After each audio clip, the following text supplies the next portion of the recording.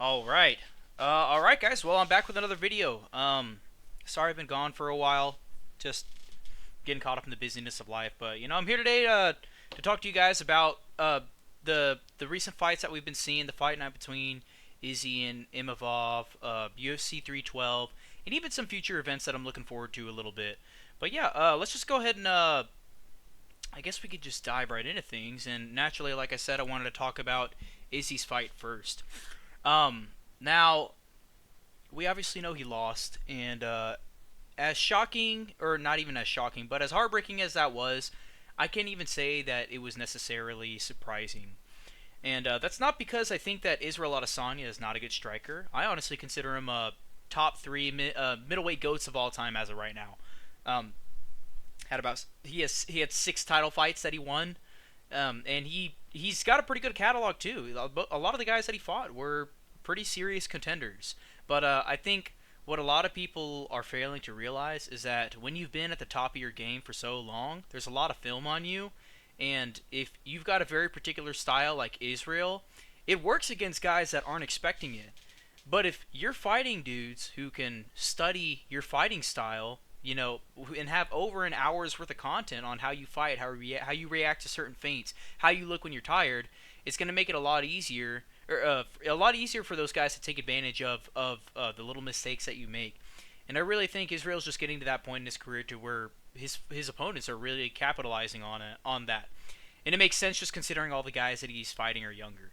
Now, Imavov, he's not a bad fighter. He's a pretty good fighter. I don't like the fact that he's French, but so what? Who cares? Um, but I think he's a promising prospect. I think he's got a lot of growing to do before he can take the belt. But I definitely think it's possible, just depending how long Chimaev is able to stay at the top, or even if Chimaev is able to win the belt in the first place. But yeah, we'll see how that goes. But yeah, now I just kind of want to move on to UFC 12. No, as far as this fight night, I really wasn't that interested in Shara Bull and Michael Page's fight. It was also a really boring fight, and I expected Bullet to get fraud checked by some unranked fighter like Michael Page anyway. So really not that surprised there. But yeah, moving on to the main card of UFC 312, and I'll just say as a caveat, I didn't watch any of the other fights on this card. All of them were pretty dog shit for the most part. From what I tapped in to watch some highlights here and there. I was at a wedding at the time, so I couldn't even pay that much attention, and nothing seemed interesting besides this fight between Texera and Tafa, and the co-main in the main event. I mean, and the only reason the fight between Dalisan and Justin was even remotely entertaining is because it was a knockout in the first round, and it was just cool to see that. I hadn't seen it all night. Um, but I'll just go ahead and get into Zhang Wei Li's fight first against Tatiana Suarez. Now, I heard a lot of people really talking up Tatiana Suarez, talking about how good, how elite her wrestling is, how amazing of a wrestler she is, and that Zhang Wei Li, who's primarily a striker, wouldn't be able to do, it wouldn't be able to do anything to her, and she'd just get taken down and eventually submitted. And just considering how I've seen Zhang Wei Li perform in her past couple fights, I didn't inherently trust that. I didn't. And also we've been seeing a lot of prospects getting fraud checked lately, so I wasn't about to put all my eggs in this basket. And boy, was I right. Past the first round, Tatiana Suarez just had a striking and even a grappling clinic hosted on her. She was the dummy for it, and Zhang Weili was the coach. And it was just a stunning performance. It was a very obvious 49-46, 49-45, depending on whether or not you counted a couple penalties. But overall, it was an amazing fight. I honestly think, I'll say this much: I think that this fight and the fight with DDP and Sean Strickland were good enough of fights to justify um, having to pay $80 for a pay per view. And a lot of people wouldn't like that, but I think these fights were interesting and crazy enough of fights to spend hard-earned cash on it. But yeah, I'm gonna move into the Dricus fight now.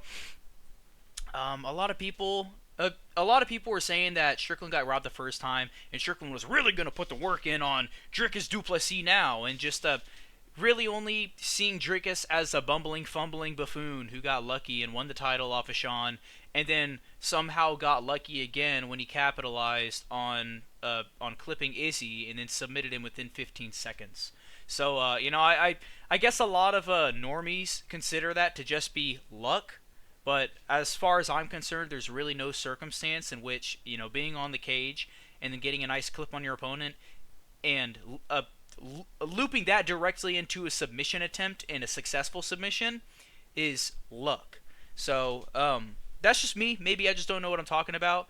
Um, but particularly regarding the fight, a lot of like I was saying, a lot of people just thought that it was going to be Sean getting his lick back, and Dricus was just going to get shown to be a fool. And I did not think that was the case at all. I think Sean is the one who has shown us in his past fights that he's very stuck in his style. He's almost like a one-trick pony.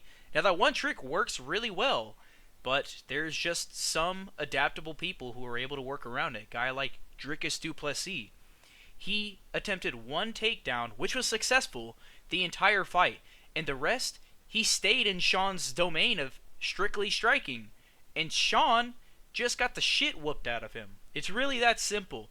Dricus just put on a clinic with Sean Strickland as a dummy. He did what Zhang Weili did to Tatiana Suarez, and honestly, I think it was a little bit worse, just because he wasn't even attempting.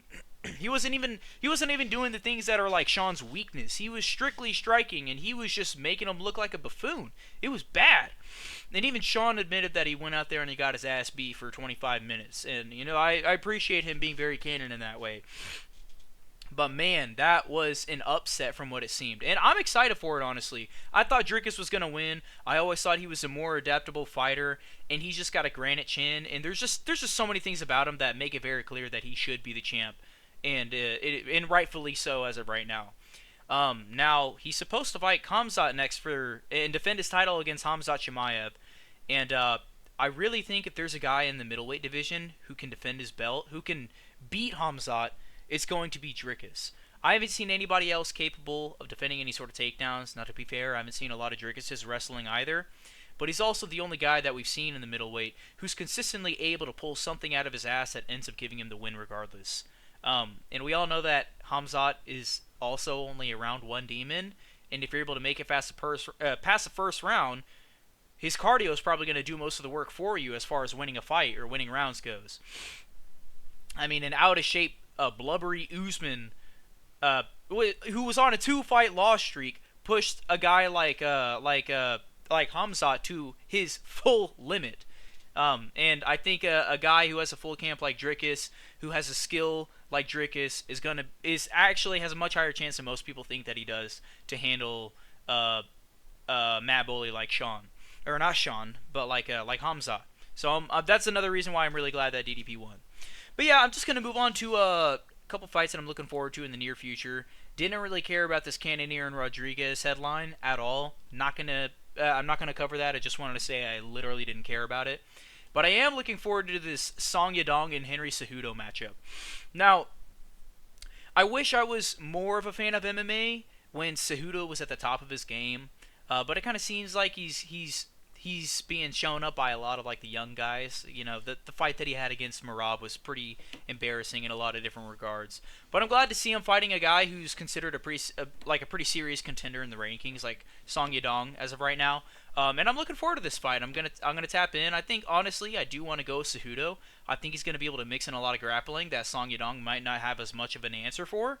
But also Cejudo's just pretty competent on the feet, and I'm excited to see how he fights into his age. And I wouldn't be surprised if we're witnessing the last 2 or 3 of his fights of his career.